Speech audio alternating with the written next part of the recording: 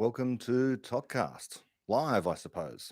I did this yesterday, so it's the second time I'm doing a live recording of Topcast. And at the end, we'll do some Ask Me Anything questions. Hopefully, I'm coming through loud and clear so people can let me know if, in fact, I cannot be heard or cannot be heard clearly. I've turned down the gain a little, so we say, because I don't know, it sounded a bit to me when I listened back as if I was coming through a little too loudly, perhaps. Today, I'm reading from, rather than one of David Deutsch's works, this here. It is a book by Paul Davies, the great Paul Davies, who is possibly the modern day's most prolific science writer, in terms of certainly physics, cosmology, that kind of thing. Inspirational books, in a different category, I often say, to the style of book and content of book that David Deutsch writes. I'm a fan of them both, but for quite different reasons. On the one hand, Paul Davies began writing books back in the 70s, and his books have continued with similar themes over the years, kind of repackaging the same kind of content with updated information about what we've learned about the cosmos and have learned about science. So, in that sense, it's almost like his works are an ongoing set of scientific news. Um, and so I first read The Mind of God back when it was published in sort of 94, 95. He received the Templeton Prize for that, which is a prize that is worth more monetarily than the Nobel Prize. It's got a religious bent to it. It tends to be awarded to, and the Templeton Foundation tends to support work that tends in the direction of the intersection between theology and science. Some people think that you've sold out if you accept a Templeton Prize grant. I think that's ridiculous, of course. Scientists should take whatever money they can from whatever source they can. The criticism is that if you get supported by the Templeton Foundation, then this colors your work in some way. Just don't think that's true. The Templeton Foundation comes to you offering you support and then doesn't place conditions upon, as far as I'm aware, what you do with the money. And anyway, the Templeton Prize certainly was awarded to Paul Davies, not on the basis of him doing research, but rather him writing a book. When you read The Mind of God, however, it's wonderful marketing. It's wonderful marketing. The word God only appears on about 13 or 14 pages, something like that. It's not like the work is really about the mind of God. When he uses the word God, he's speaking in the Einsteinian sense. Einstein didn't believe in God. He kind of used sometimes loose language in referring to things like the mind of God as a substitute or synonym for the laws of physics, reality as a whole, that kind of thing. And so learning the mind of God just means understanding the laws of physics in some way or other. So after all, if God exists, then he has, or she has, it has determined what the laws of physics are. Okay. Well, at least a creator God would have done it. So let's begin with the reading. Now, I have a couple of copies of this, including one that's on the screen. So I'm not going to be reading from the physical book. And I'm only going to read the one chapter. All of the chapters in this book, it's unique as far as Davies is concerned, because these are more like a collection of articles, like newspaper articles, reflecting on big questions in science. And so I won't be reading them all by any stretch. I'll do a few of these episodes, I would say, because they're very interesting. They go into some of the more recent discoveries, especially in cosmology. This particular chapter I'm reading today is more about the history and science of the Big Bang, leading into our most recent understanding of the origins of the universe. Davies was trained in cosmology, and indeed, one of his supervisors was Fred Hoyle, and he's going to mention Fred Hoyle here. Somewhat unfairly. When we get there, I might say more about this, but Fred Hoyle is often remembered popularly as that guy who refused to ever accept the Big Bang. Fred Hoyle was a great proponent of the steady state theory. Now, he was mistaken. Okay.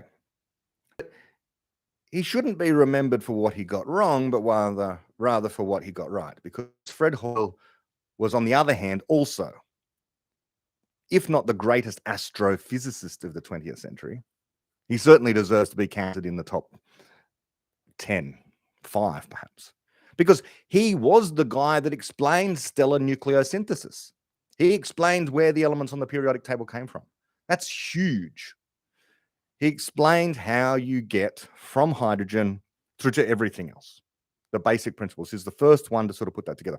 Yeah, of course, these things are collaborations, and he was drawing on the work of other people, but he was the guy. He was to how the sun produces the energy that it does, as Einstein was to gravity. Fred Hoyle was huge in astrophysics. Sadly, in cosmology, which is related to astrophysics, but it's not identical. Cosmology is about the universe on the largest scales, what effect space-time has on the structure of the entire universe, how it's going to evolve, how it began, all that sort of stuff. The origins of the universe and the fate of the universe. It used to be the domain of theology and now is becoming a precision science, and you can measure stuff with high precision instruments, scientific instruments. And we'll talk about at least some of these today. Okay, so the Big Bang. Let's read this from What's Eating the Universe by Paul Davies, published just in 2021. It's, as of me giving this episode podcast, his most recent book. As I say, he's been writing books since the 70s. He's only slightly older than David Deutsch. I'm sure their paths have crossed multiple times, but you know, I was a great fan of Davies, and it was because Davies appeared to be a great fan of Deutsch that I was led to David Deutsch. I've told that story many times as well. You know, the high praise that David Deutsch received from Paul Davies was more than enough persuasion for me. Okay, so what does Davies say about the Big Bang? This is chapter 4 of the book. And these are self-contained chapters. Also, another wonderful thing about this book, you can just pick it up and read any particular chapter. So, you know, people interested in popular science, this is a great book for that. For, I guess he's writing it for the world we now live in. People with shorter attention spans. As Naval says, people don't want the book, they want the blog post. And sometimes they don't want the blog post, they just want the tweet. And sometimes they don't want the tweet, just tell them now. So Davies has gone from huge epic books about the mind of God down to discrete chapters that stand independently one from another. Okay, so let's go. He writes, chapter 4, the Big Bang. In Flagstaff, Arizona, there is a famous observatory built in 1894 by a rich businessman, Percival Lowell. His plan was to use the telescopes to look for Martians. In the latter half of the 19th century, this wasn't considered totally off the wall. Scientists openly discussed the possibility that Mars was inhabited, and astronomers searched eagerly for signs of life on the red planet. In 1877, an astronomer, Giovanni Schiaparelli, said he could see straight lines or channels on the planet's surface. And this stoked much speculation about the canals of Mars. Mars fever was brilliantly captured in H.G. Wells's 1898 science fiction story, The War of the Worlds. Fixated by the notion of Martian engineers, Lowell embarked on his own observations, producing elaborate maps of what turned out to be an entirely fanciful network of canals. End quote. Okay. These canals that were on the surface of Mars, there's been attributed to a number of things, perhaps to Schiaparelli's imagination. So they came purely from his imagination. Or perhaps they were artifacts on the telescope lens, to be generous to him, perhaps.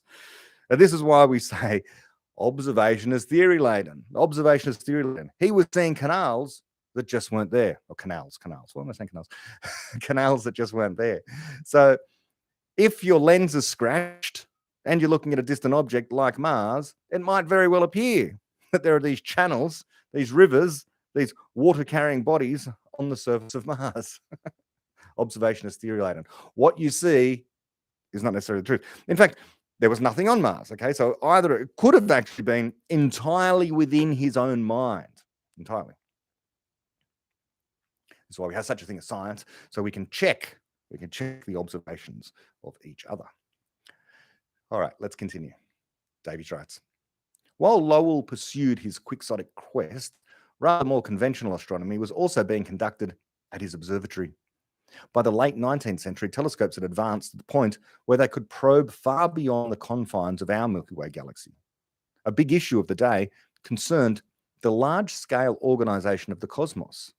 In particular, what were all those nebulae, wispy patches of light, seen scattered across the sky?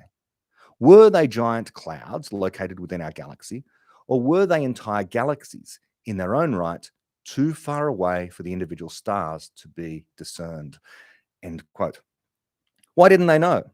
Why didn't they know that these, the Andromeda Galaxy, for example, you look at the Andromeda Galaxy, it can be seen with the naked eye, it looks like a star. How could they not have known back then that it wasn't in our own galaxy? Well, because they had no method for figuring out the distance to very distant objects. When we want to determine the distance to a star, the first and indeed the only direct way, I use the word direct provisedly, but I'll get to the reasons why in a moment. I say that this is a precise method where you can use an instrument to determine the distance to the object, rather than making further assumptions. Okay, all observation is theory laden. Let me explain. If you want to determine the distance to a star, then you can use this method called parallax.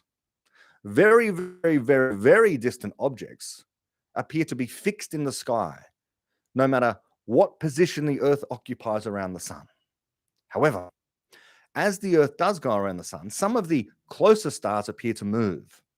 And the closer stars appear to move the most, and the more distant stars appear to move the least, until once you reach past about, for ground-based telescopes, something like 300, perhaps out to 1,000 light years at most, depending upon how powerful your telescope is, you do not notice these stars moving at all.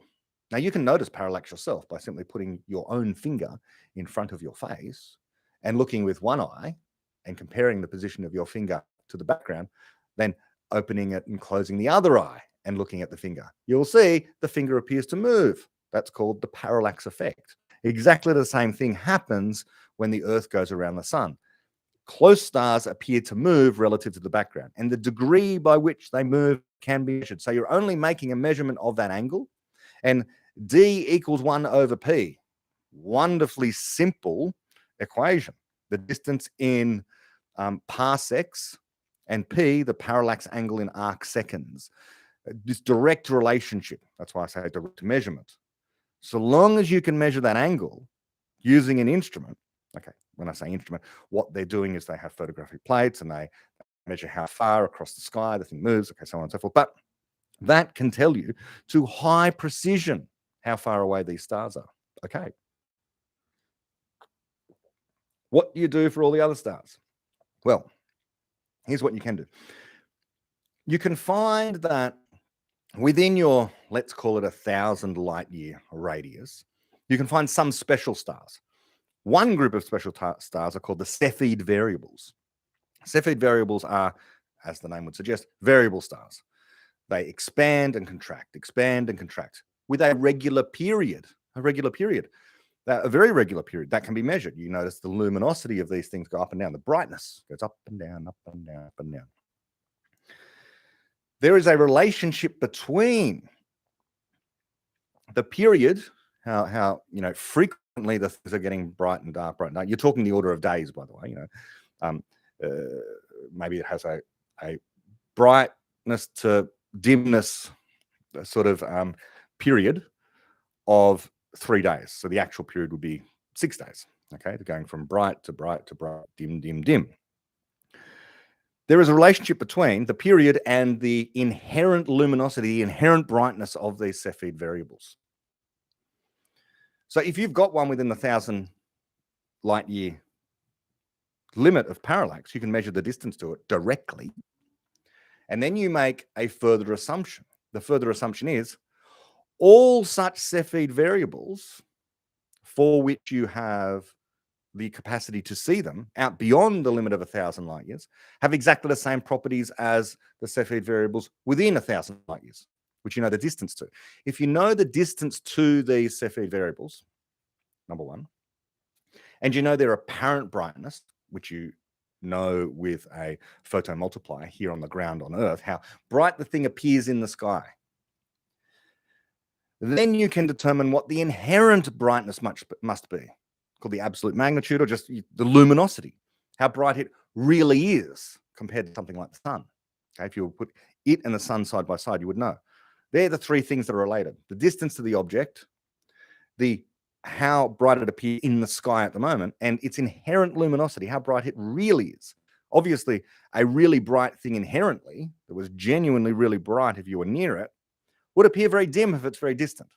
But we have this relationship between what's called the apparent magnitude, how bright it appears, the absolute magnitude, which is standardized as how bright the thing would appear at 10 light years away, and the distance.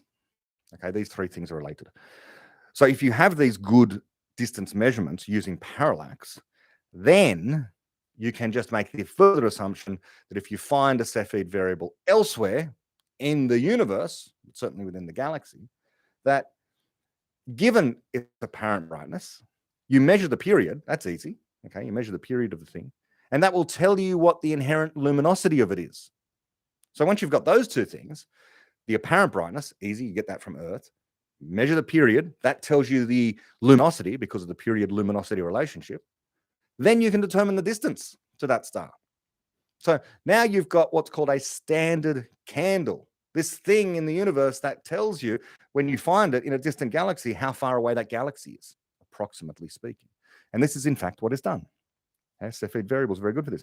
A standard candle that's used, especially in cosmology, trying to find the distance to very, very distant galaxies, because, well, eventually you get to the point where you simply can't see the Cepheid variables in other galaxies. They're just too far away, is a type 1a supernova. A type 1a supernova is a supernova with very predictable inherent luminosity. For these things, you have to do fancy physics calculations, because what's going on is you've got a big star next to a small star, and the big star is sucking material from the small star. It's accreting, it's collecting that material from the small star. Eventually, that big star goes beyond a certain limit of mass, and that certain limit of mass causes it to explode as a supernova, for reasons I won't get into the full astrophysics here, but there's a specific mass at which that happens. A specific mass at which that happens. Sorry, I got it around the wrong way. I just realized, what am I talking about? It's the small star, often a white dwarf, often it's a white dwarf, that is accreting material from the big star. That's what's going on. This big star, as in big as in volume, also in mass perhaps, it is close to this white dwarf star, and it is accreting material, collecting material from this white dwarf star. Once the white dwarf star exceeds a certain limit, I think this is called the Chandrasekhar limit. I forget my limits. Yes, it is the Chandrasekhar limit.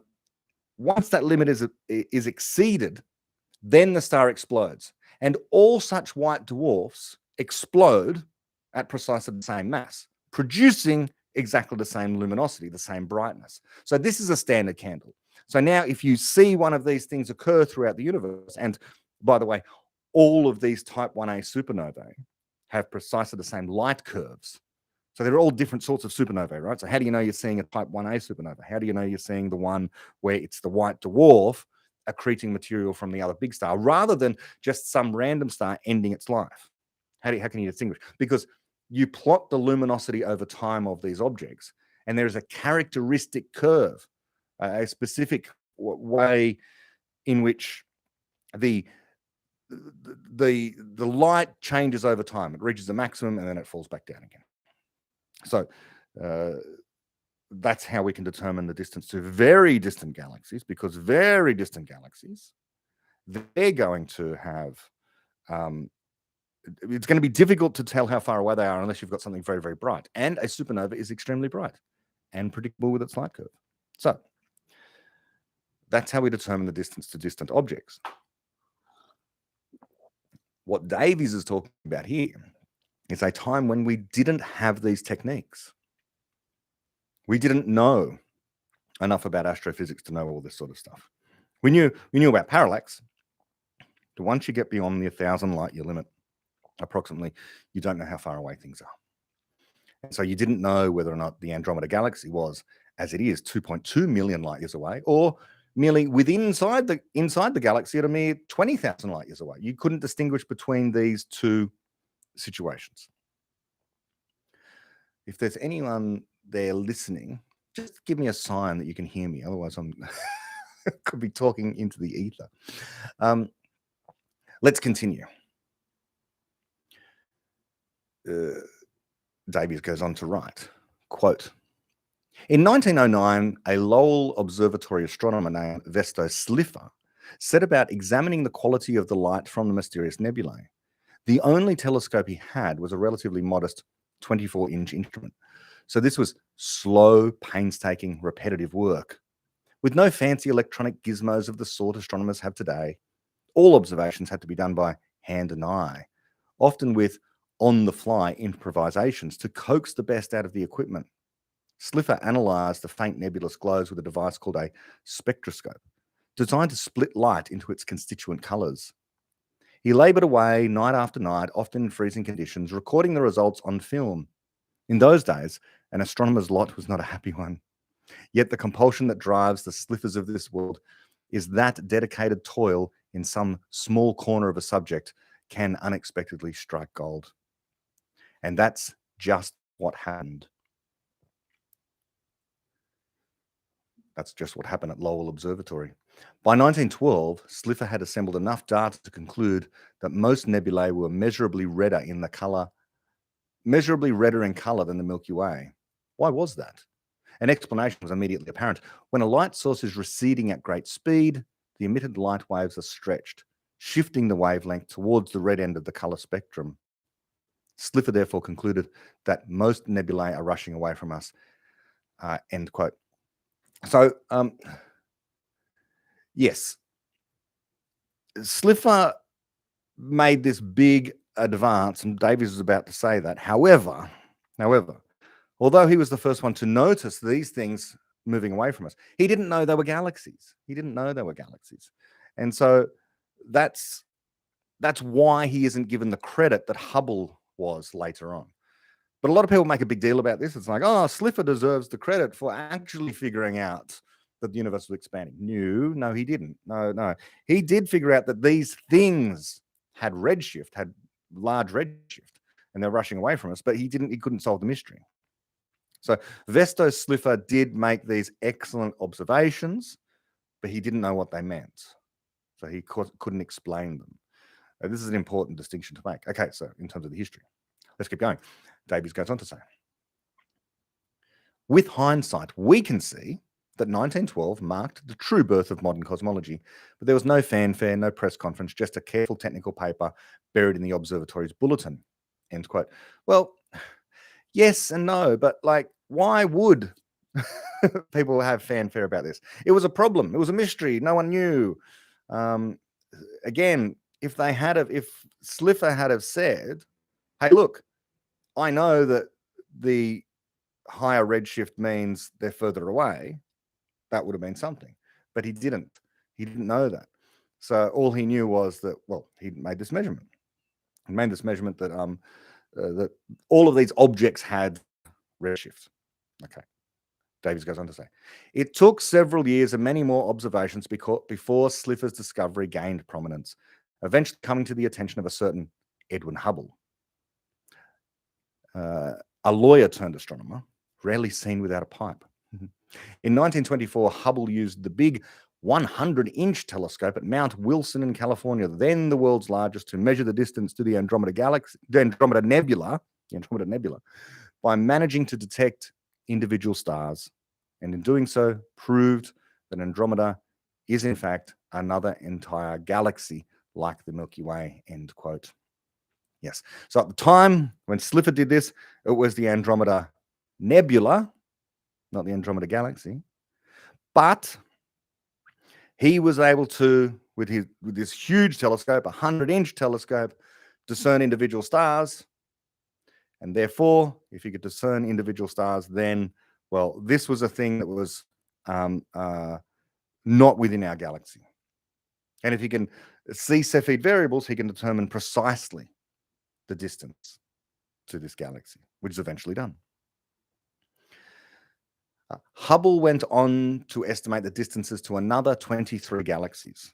Then he combined his results with Slipher's redshift measurements and glimpsed the outline of something systematic. The farther away the galaxy was located, the redder its light and the faster its recession. It seemed to be in proportion. The simplest interpretation of this pattern was that the universe was gradually expanding, growing larger over a timescale of billions of years. End quote. Yes. So this can be summed up, this result is summed up in 4 words: the further, the faster. The further, the faster. So the further away a galaxy is, the faster it's moving away from us. So you go, what's special about us? Why are we, why is everything moving away from us? Well, it's not. It wouldn't matter what galaxy you're in. You would notice every galaxy moving away from you because the entire universe is expanding. Space itself is growing in between these galaxies, but not all the galaxies. Some, like the Andromeda Galaxy in particular, is actually moving towards us because they're gravitationally bound. Gravity, when objects are close together, is more powerful for the time being than the tendency of space to expand. So it can locally stop the expansion of space. After all, space is not expanding where you are or where I am. I'm not growing taller. We are not getting further apart. The intermolecular bonds of my body are keeping me together. The expansion of space doesn't make any difference. But possibly more importantly, locally here, the space is being held together by something like the Earth. Okay, the curvature of space is preventing it from growing. Okay. So Hubble has just found this further the faster proportionality, this wonderful straight line that one can draw between redshifts and distances, this relationship. And Davies goes on to say, quote, Hubble duly announced his results to the world in the New York Times on 23rd of November 1924. It was undoubtedly one of the most momentous discoveries of the 20th century, and plaudits were soon showered upon the and plaudits were soon showered upon the pipe-smoking astronomer, leaving Vesto Slipher as the unsung hero of the expanding universe. End quote. Yes, but again, we have to say, what he did, impressive though it was to provide the problem, not the solution. Okay, yes, it's important for scientists to come up with problems. Every solution reveals a new problem. Okay, he wondered what these things were, these nebulae in the sky, Vesto Slipher, and he, by looking, encountered another problem. This often happens in astronomy. You point your telescope somewhere and you find things that you don't understand. You encounter more problems. The invention of the telescope solves a lot of stuff. How to see things that previously could not be seen. But then it opens up a world of problems. Like, why do they all have redshift? What are these things that have redshift? All of them. Problem. Solution. Hubble, saying that these objects are actually outside of our galaxy. And relationship. The further away they are, the faster they're moving. Problem. Why? Well, expansion of space. Expansion of space. Davies goes on to say, quote, with the realization that the universe isn't just there, an unchanging collection of glowing oddments, but is a dynamic system evolving with time, a host of questions arose about its trajectory. Where had this system come from? And where was it heading? What determines how fast the universe is expanding? Could the expansion rate change with time? When did it begin? And will it go on forever? Two implications of the expansion were immediately obvious. First, if the expansion is getting bigger, it must previously have been smaller and denser. Second, the effect on gravity, a universal attractive force, would act like a brake on the expansion, slowing the recession of the galaxies as they pulled on each other. Because of this deceleration, the expansion must have been faster in the past. Hubble's observations weren't extensive or accurate enough to detect any change in the rate of expansion over the few million years that they encompassed. However, the braking effect of gravity was easy enough to study theoretically. And as early as 1921, the Russian astronomer Alexander Friedman had calculated precisely how the expansion rate would gradually slow, but his deliberations were mostly ignored. Astronomers were flirting with one of the most far-reaching discoveries in the history of science, but such was the tentative nature of these early results that no leading scientist was prepared to take the plunge and state the obvious implication. End quote. Yes, so the obvious implication was that the universe in the past was smaller, and keep on going back in the past, everything was on top of everything else. Eventually, there was a time when the universe had zero size. If you could extrapolate back, like that. So this then becomes a problem. It suggests the universe had an origin in time, which seems to be a creation event. That's a problem. After all, what caused this creation event?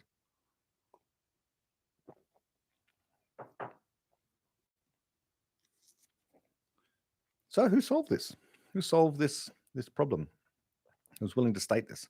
Well, Davies goes on to say, in the event, it fell to a young Belgian priest and theoretical physicist, Abbé Georges Lemaitre, to come out and claim explicitly in 1927 that the universe we now observe must have begun billions of years ago as a cosmic egg, a state of enormous density that expanded with explosive force.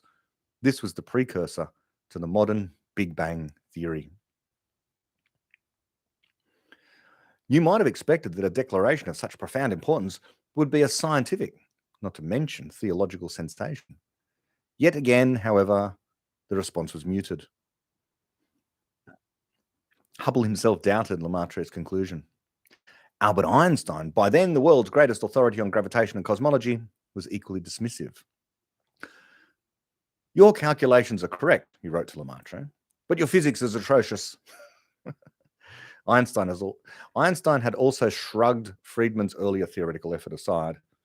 And indeed, he only accepted that the universe was actually expanding after visiting Hubble in California in 1931. After that, he did a U-turn and backed Lemaitre's work. In spite of this illustrious endorsement, speculation about the origin of the universe wasn't taken very seriously in the 1930s. Indeed, cosmology was hardly even a recognized subject. So Einstein seems to have not had the courage of his convictions, because general relativity, and he worked with this guy called De Sitter. I think that does Davies mention De Sitter? There was this other physicist, De Sitter. There was sort of a mathematician as well as physicist. He doesn't mention him, I don't think. So anyway, Einstein and De Sitter figured out that general relativity predicted space was not entirely stable. And so the thing should have been contracting or expanding. De Sitter's kind of said, well, the universe should be expanding, because if it was contracting, we would have noticed. And it depends on how much mass there is in the universe, which is the difficult thing to estimate as to whether or not you have contraction after a while. So anyway, Einstein should have just stuck with his own theory and said, well, what does the theory say? If the theory says that space expands or contracts as a whole, then that's what it does. And then you go out and you see what the observations tell you.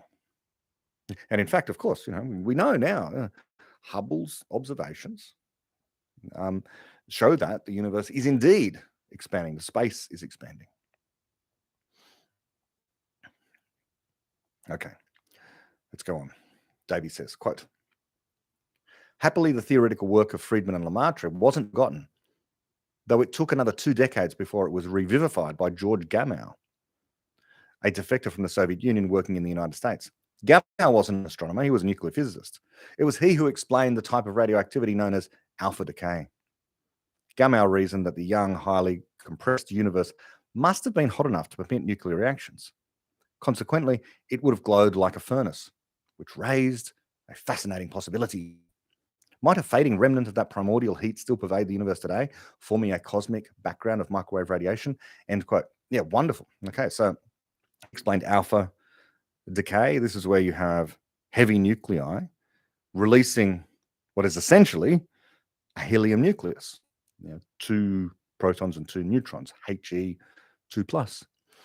They come firing out of the nucleus. This is in one sense, the least penetrating kind of radiation, so the least dangerous. As long as it's outside of your body, you're safe from it. There's alpha radiation, there's beta radiation, which is a stream of electrons. That's more energetic, more dangerous. And then there's gamma radiation, the most energetic of all. Photons of light at exceedingly high frequency, which is the worst of all. A nuclear bomb will produce all of these things, all these kinds of radiation. There's a sense in which, although alpha radiation is the least dangerous, so long as, you could be in a room of alpha radiation sources and you're reasonably safe in a way that if you're in a room with gamma radiation sources or beta radiation sources, you're not. But if the alpha radiation gets inside you, then you're in all sorts of trouble. This is the famous case of polonium poisoning by the Russian government of certain people over time. They like to use polonium because it's an alpha emitter and it can quickly disappear. But if it gets in you, sprinkle a little bit of stuff on your food, an awful way to die, but a very effective means of assassinating someone. So not good. Okay, so could we have seen the heat left over from the Big Bang? This is what Gamow was postulating. Well, yes. Okay, and so here we get to the discovery of the so-called CMB, cosmic microwave background. Davies goes on to write, quote, Gamow was on the right track. In 1964, two scientists working on satellite communications at the Bell Laboratory in New Jersey accidentally came across this remnant heat, bathing the universe at a temperature of about 2.7 degrees above absolute zero. Absolute zero is about minus 273 degrees Celsius. It showed up as an annoying hiss in their receiver. All attempts to explain it away as a defect in the equipment, including pigeon droppings in the antenna, failed. Yes. Now, this was called a white dielectric substance, the pigeon droppings. They spent days trying to clean their big antenna of pigeon droppings because they thought that was where the interference was coming from. No, they detected the heat left over from the Big Bang. Davies goes on to say. And the only explanation left was that the disturbance came from outer space. This was the Big Bang smoking gun. Now, if memory serves, the story was that these two guys who were awarded the Nobel Prize for this, by the way, just happened to be overheard at coffee one day in a cafe by another physicist who said that this was precisely the thing that George Gamow had postulated. That they were looking for this heat left over from the Big Bang. But these guys, not being astrophysicists, didn't know about it. Penzias and Wilson was their name. Arno Penzias and some Wilson. They discovered the CMB. They were the first guys to point a instrument at the sky and detect in all directions this 2.7 Kelvin temperature, so that empty space was not completely devoid of energy, but contained heat. What heat? The heat left over from the Big Bang. But after 13.8 billion years, it had cooled to this. Obviously started off hot, but now spread throughout this vast volume of space and stretched also, by the way, that therefore you have such a cool temperature now, but it would have been very hot in the past, in the very distant past.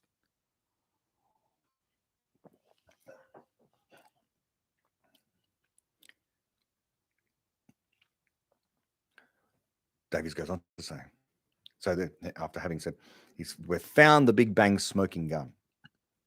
Davies says, quote, suddenly cosmology was propelled into the scientific mainstream and began to attract some of the brightest minds in physics and mathematics, the likes of Roger Penrose and Stephen Hawking. The origin of the universe, Big Bang, was at last taken seriously and became the focus of intense theoretical analysis.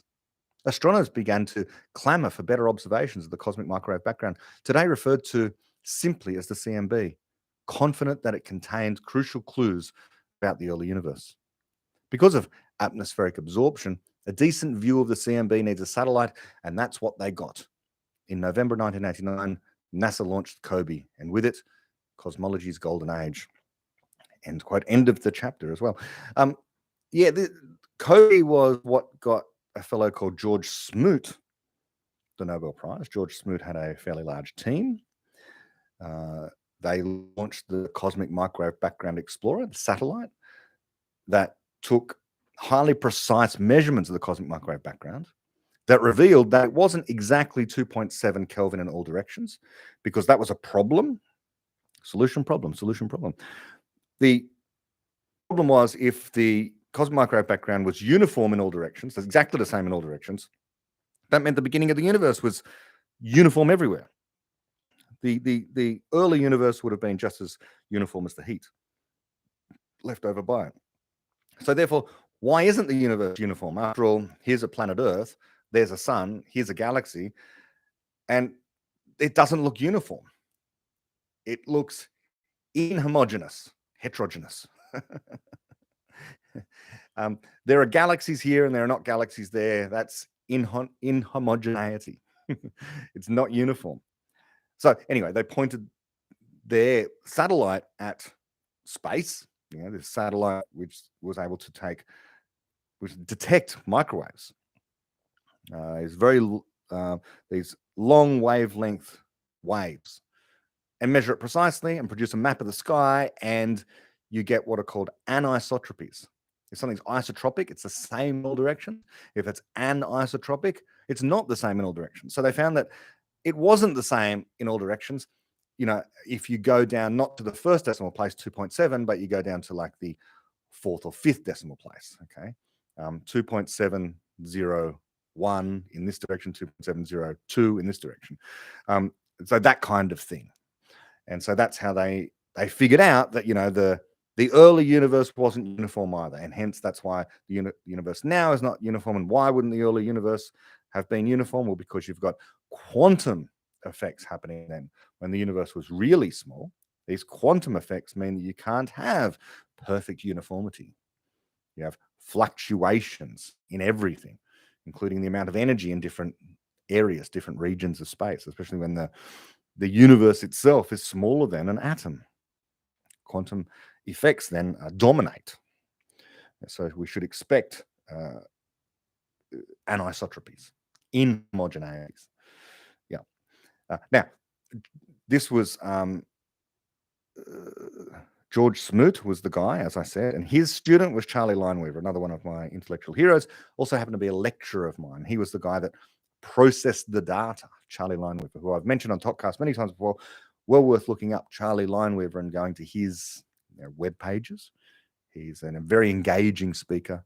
And more than that, his oeuvre of research stretches across all of physics, especially cosmology. But, if you're into aliens and that kind of stuff, he's the guy who looks into astrobiology and that kind of thing. Just very interesting areas of research. Lesser known. I think he should be more well known than he is. And also has worked with Paul Davies.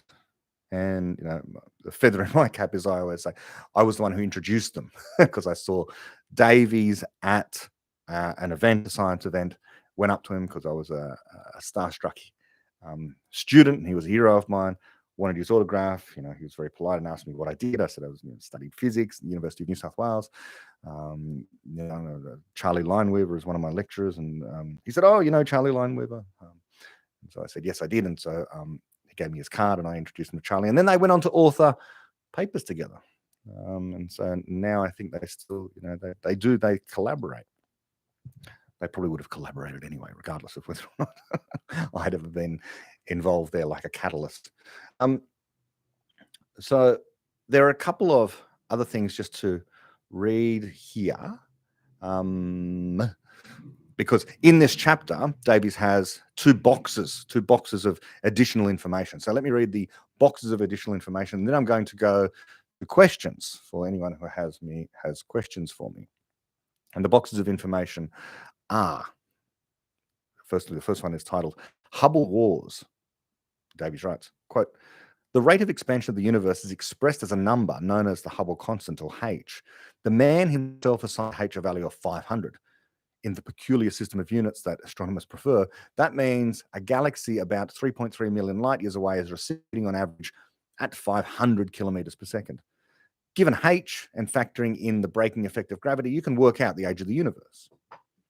Hubble's original value put the universe at only about 2 billion years old, less than half the age of the Earth. Astronomers lifted their game and produced estimates of H that progressively pushed back at the inferred age, but they were divided into two warring factions. One touted a value of 180 for H and the other one was 55, using the same methods, and each insisting that the errors in measurement were far too small to close the gap. The discrepancy was an important issue because the smaller the number, the greater the age of the universe.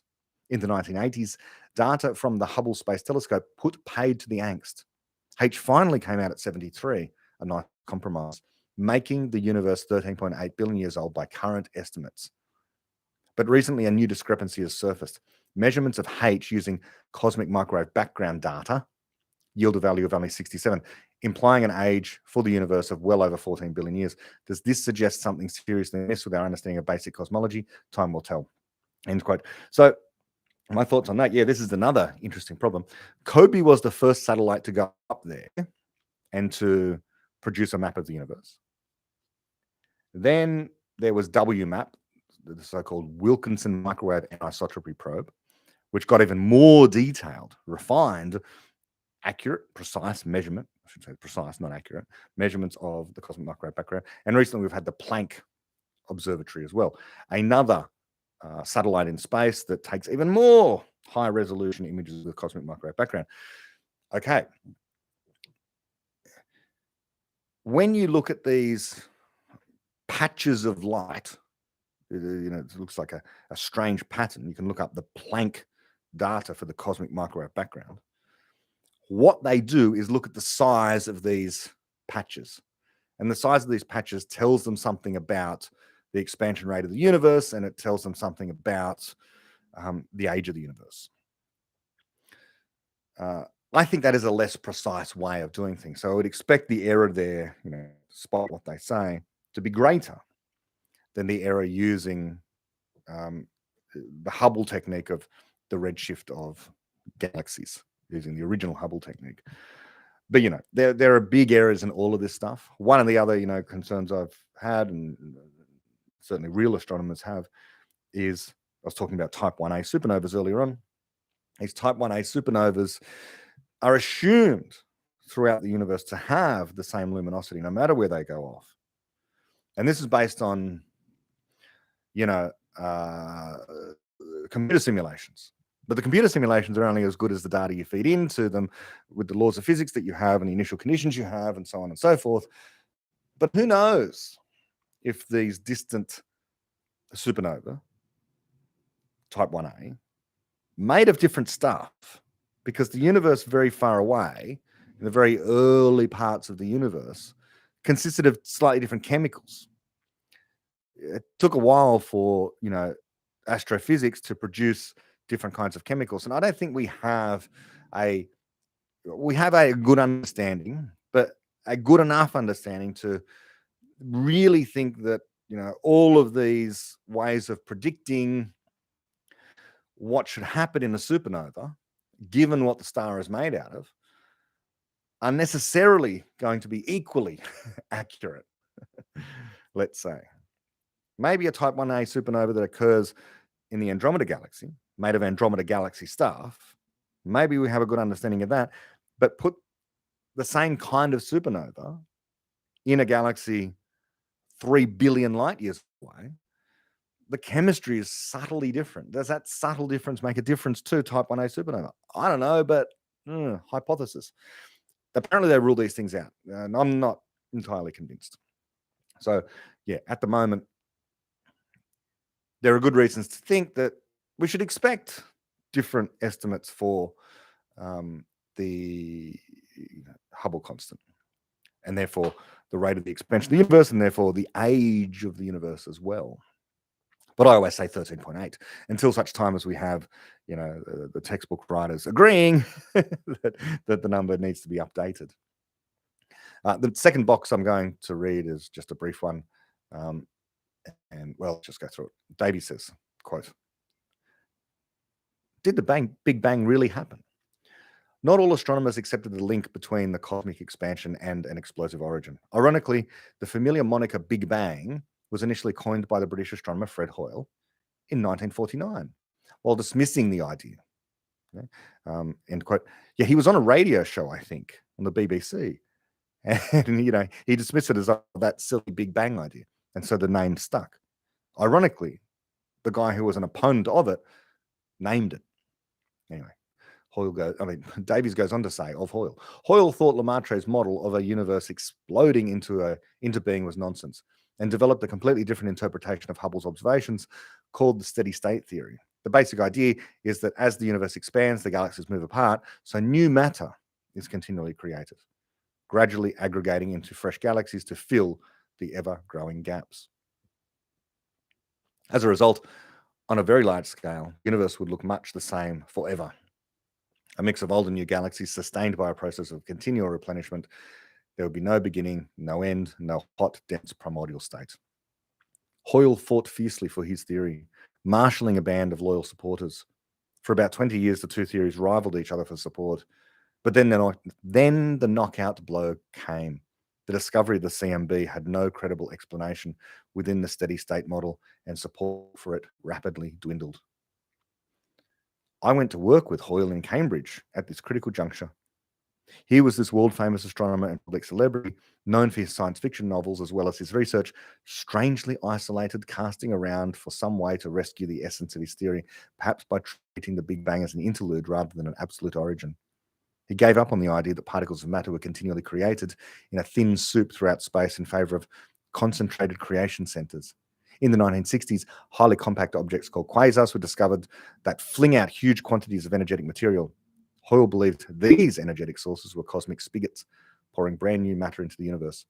But the simplicity of the original steady state concept was lost, and in 1972, Hoyle resigned his chair at Cambridge in disillusionment and became something of a recluse, tucked away in a remote cottage in Cumbria, where he filled his days fell walking, sniping at the scientific establishment, end quote. Yeah. But remember, he's a hero in astrophysics. He was the guy that explained stellar nucleosynthesis, how the elements are produced. And by the way, the steady state theory also couldn't explain the ratio of hydrogen to helium to all the other elements. The fact that around about 75% of by mass of the universe is hydrogen, and 24% is helium, and 1% or less is the rest of the stuff, is explained by the Big Bang. It's explained by the Big Bang theory. And the dark night sky is explained by the Big Bang theory. It's the resolution of Olbers paradox. If you had the steady state and this infinite universe was around forever, how do you get around a super bright night sky?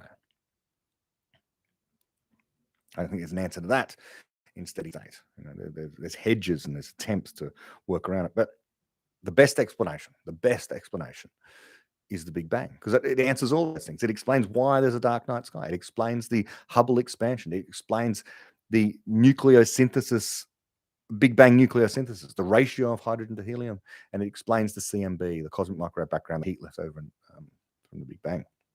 So that's that.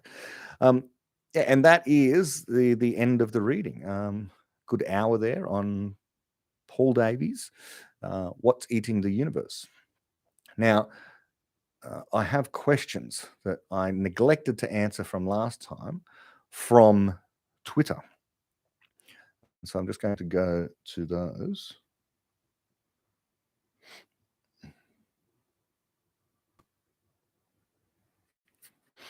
The first of which is from Tybalt. Uh, because I did answer his question last time, but he clarified on Twitter, and I may have misunderstood what he was saying. So he was saying, why is the reach of a theory, scientific theory, determined by its hard to vary characteristics? And I said it's not. These are independent things. What makes a theory a good explanation is its hard to variness. But I use the example of my cat. It can be a good explanation that my cat is in the other room right now. It can be a good explanation that I'm drinking some water. These are good explanations with zero reach, but they're hard to vary. Very exceedingly hard to vary. The cat, there's no other place for the cat to be. This transparent liquid substance here that isn't killing me when I take a sip is hard to vary from the fact that it's water, the explanation that it's water. So no reach, but hard to vary. On the other hand, any claim that's universal has potentially infinite reach out to the far reaches of the universe. Newtonian gravity is the universal law of gravitation. Once you say that it applies here on Earth, it's the law of gravity. Gravity exists anywhere there's mass. It suddenly applies throughout the entire universe. Reach. Okay. But Tybalt has come back with clarification. He said he was referring specifically to a particular extract. So I'm just going to read the extract that he provided to me, where he's quoted. He said he's referring to particularly where David says the better an explanation is, the more rigidly its reach is determined. Okay. Rigidly, the reach is determined. So it's hard to vary its reach when you have a good explanation. Quite right. So the fact that you're hard to vary makes all parts of the theory hard to vary. Every aspect of the theory becomes hard to vary. What it says exists, what it predicts, what its reach is, what it explains about reality, all of that stuff becomes hard to vary. Okay, but let's read this. David wrote, quote, "It is determined by the content of the explanation itself. The better an explanation is, the more rigidly its reach is determined, because the harder it is to vary an explanation. The harder it is, in particular, to construct a variant with a different reach, whether larger or smaller, that is still an explanation." He goes on to say, "We expect the law of gravity to be the same on Mars as on Earth, because only one viable explanation of gravity is known, Einstein's general theory of relativity, and that is a universal theory. But we do not expect the map of Mars to resemble the map of Earth, because our theories about how Earth looks, despite being excellent explanations, have no reach to the appearance of any other astronomical object." So David's saying there, the effect upon the reach, given how hard to vary the theory is. Well, I can assert any old theory right now that has reach. It has universal reach throughout the universe. At all points of space time, there exists infinite fairies, and these fairies observe the cosmos. They don't interact by any physical force, and they can't be detected through gravity or light or anything else. They cannot be detected, but they're absolutely crucial for consciousness and the capacity of consciousness to give rise to everything in the universe. This is the purpose of fairies, and there's infinite of them. Now, that theory is a theory with vast reach. It reaches everywhere in space, but also it reaches into everything, every consciousness and everything that exists. How do things come into being? You think of them, and the fairies that exist everywhere bring those things into being. Ridiculous theory. Why? Because easy to vary, bad explanation. Why fairies and not name your other thing? What are the properties of these fairies? I can't test for these fairies. I've just out of whole cloth invented fairies. I could have said elves. I could have said dragons. I could have said enzymes.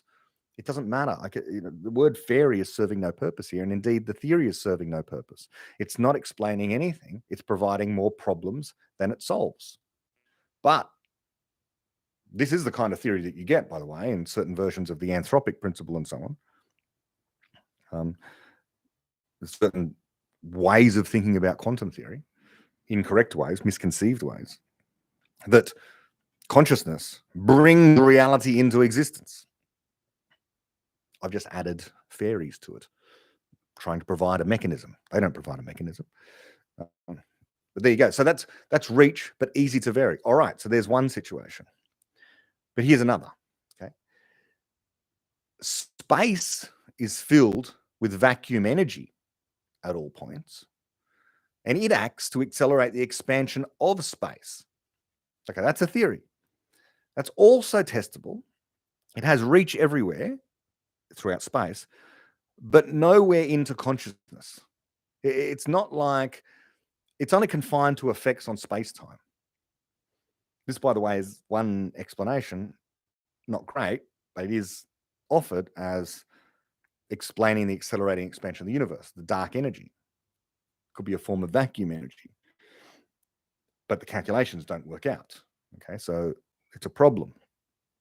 But there is this vacuum energy, right? There is this vacuum energy that exists in otherwise empty space because Heisenberg's uncertainty principle says that you're looking at a very small region of space. Then within a certain time, you're not certain about what the energy is, and the energy can come in to that part of space. There's a you can never be sure that in the region of space you're looking at, you're going to have zero energy. So all of space is permeated with some non-zero amount of energy because of quantum theory, Heisenberg's uncertainty principle. So there it is. So this might have the effect of accelerating the expansion of space, but it doesn't have anything to do. That's got infinite reach. It's harder to vary than certainly my original fairy idea. But its reach is limited. Its reach is limited by the fact that it is talking about specific things, about space and energy. It's not talking about consciousness, for example, or how stars shine, let's say. Okay, so maybe that makes things clearer. I hope. Well, we'll see. Someone else asked, I posted a thing where Jordan Peterson appeared on a Fox News program with a fellow called Tucker Carlson. And I quoted Jordan Peterson after I listened to what he was saying. He was talking about his ideas, his very Jungian ideas, everything's a story. We've got narratives, It's a good way of looking at the Bible and how the Bible is constructed. I think he does well on that kind of thing.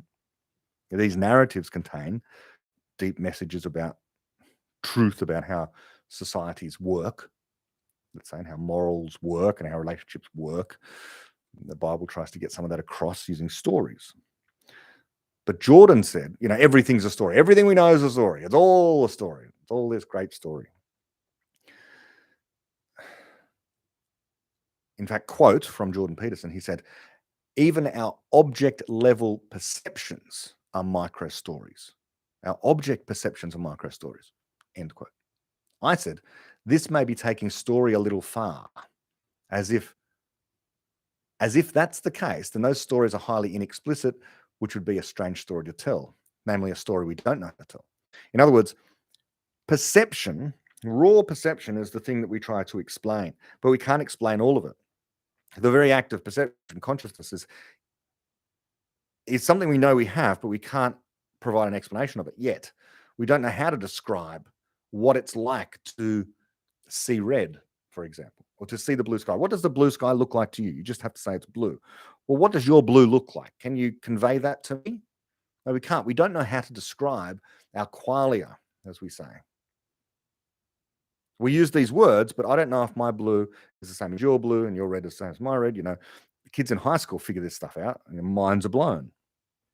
Most people's minds are blown when they first encounter this idea, this concept. But no matter how long your life goes on, it appears as though you don't get any resolution to this particular question. How do we know that we're perceiving the world in the same way? To some extent, we know we aren't. We're in a different place in space, for one thing. But also, we've probably got different receptors in our eyes, slightly different. So my blues might appear different to your blues, but how different? How different? Don't know. No way to communicate this. No way to experience what someone else is experiencing. So if that's a story, it's a highly inexplicit one, I'm saying. It's a story told not using words. So I don't think everything's a story. And I think this is related to this idea that I was speaking about yesterday, where the author I was talking about was trying to say everything's fiction. When you draw a picture of a dinosaur, it's a fiction. But if a picture of a dinosaur is a fiction, and the picture of a dragon is a fiction, what do we say about the distinction between those two things? Because they're both not entirely the same kind of fiction. One's purely of the imagination, and the other one is constrained by evidence. In the same way, if everything's a story, well, how do we distinguish between stories of fiction and stories about fact? We need to be able to have a more fine-grained, higher resolution understanding of these particular concepts. Casting everything as a story can be misleading.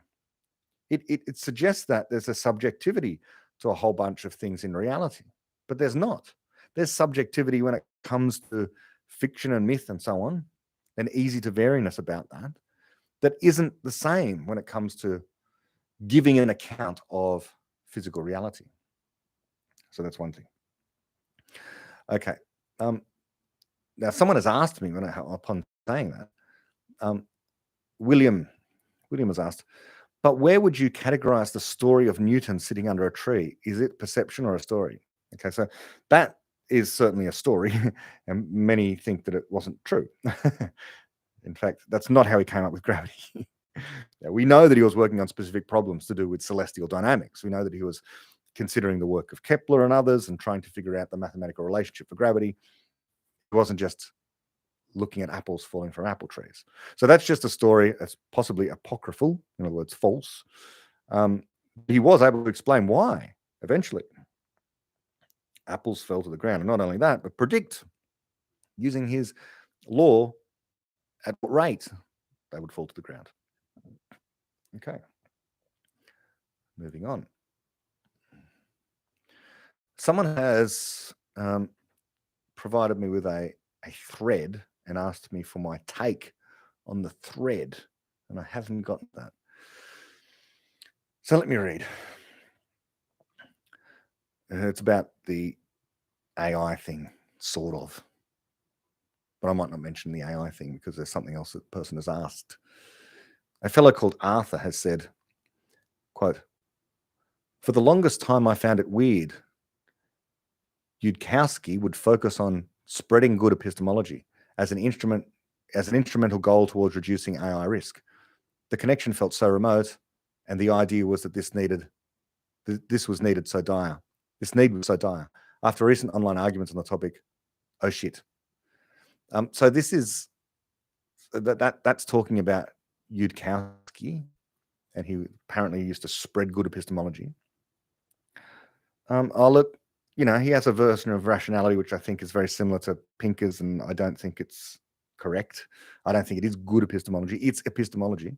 It's better than nonsense, but he's a Bayesian through and through.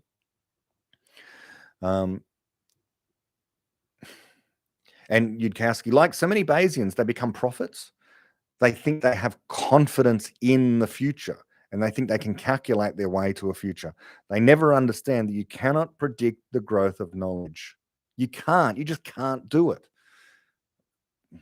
But they don't take these ideas seriously. And so because they don't, they predict seeing all problems without the solutions and fall into pessimism. Well, there we go. Okay, but anyway, someone has responded to this. Brendan has responded to that tweet saying, "What's the TLDR, too long didn't read, on what convinced you of the strong connection rather than the remote connection?" And Arthur has responded, "The number of times people bring up Popper 2 or 3 messages in the conversation. And and then he goes on to say, we figure things out by building models of the world, confronting them, conforming them, I suppose. But he said, oh no, confronting them to reality and refining them as we go. Popper tried to formalize this properly, but failed, and educated people sometimes use his takes to argue silly things. End quote. Okay, so there's a few problems there. One, this building of models or explanations, which then confront the world, reality, is precisely the thing that Popper explained. This was conjecture and refutation. He's just saying conjecture and refutation using different words. Conjecture, building a model of the world, confronting them to reality and refining them as we go, refutation or attempt to refutation. So that is Popper. Popper tried to formalize this properly and failed. Well, what does formalize mean? He certainly didn't try and mathematize it. He just explained this is the way knowledge creation works. Educated people sometimes use his takes to argue silly things. I don't know who these are. Maybe David Deutsch has finally gained so much fame that, because he's the only one out there. I don't see anyone else arguing, discussing the issue of AGI and invoking Popper. And even then, I don't think he invokes his name very often. He just explains epistemology in the Popperian sense. And maybe he's being cast as one of these educated people.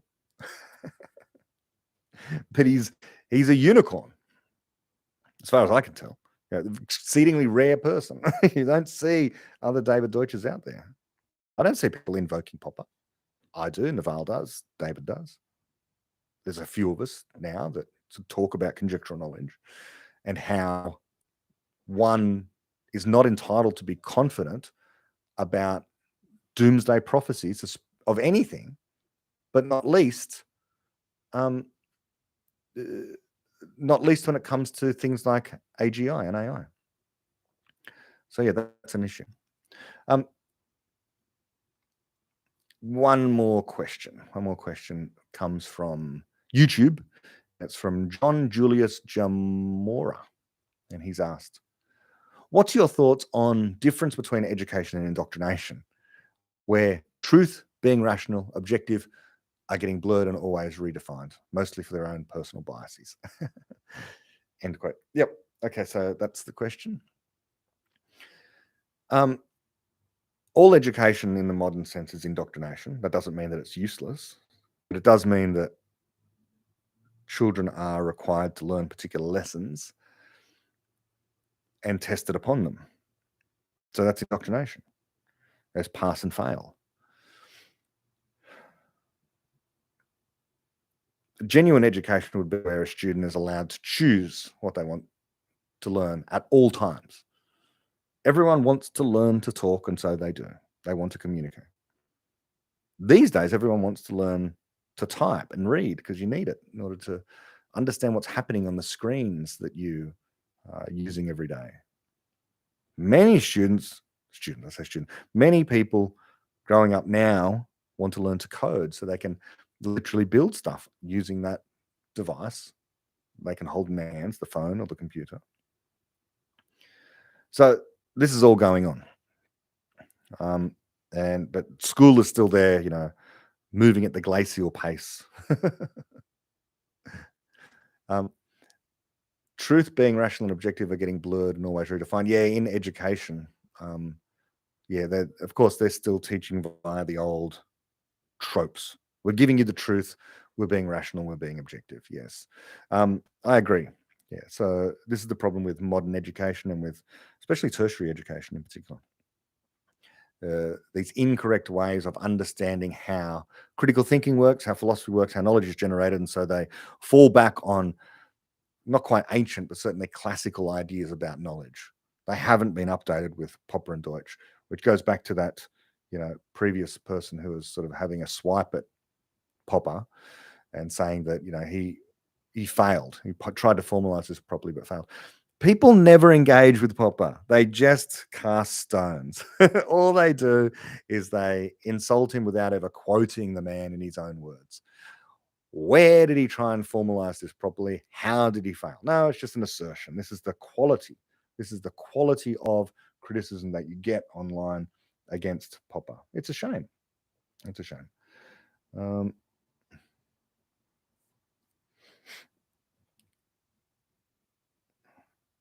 I've just noticed that just very recently in the last few minutes, a fellow called Roshan Ali on Twitter has asked me.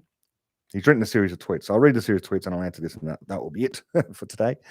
But the series of tweets are: any exam or test whose answers are known and fixed, AI will do faster and better as it improves than people. It's the things we can't test for or whose answers are not known or have massive scope for improvement, which AI can't do. If it can, it'll be AGI. For example, we don't know what makes good fiction, so we can't test it. So AI can't write good fiction. We don't know the content of future knowledge, so we can't test for it. So AI can't come up with new theories. Is this right, David Deutsch, Talk Teacher? Yeah, absolutely. I completely agree with all of that. As soon as the thing starts to come up with new knowledge, new explanations, not just versions of pre-existing explanations, but new explanations, then we're going to be in the presence of an AGI. And it's going to explain its own internal state. And yeah, but before we get there, we're going to have a plan for an AGI. And even, playing with Chat GPT-4 today, and still it's making the same kind of errors as 3.5. It's clearly got a bigger database. It's more impressive, but still we're not seeing new explanations there. Okay, that will do us for today. Gone for over an hour. More again, I would say, this time tomorrow. But until then, I'll bid you adieu. Goodbye.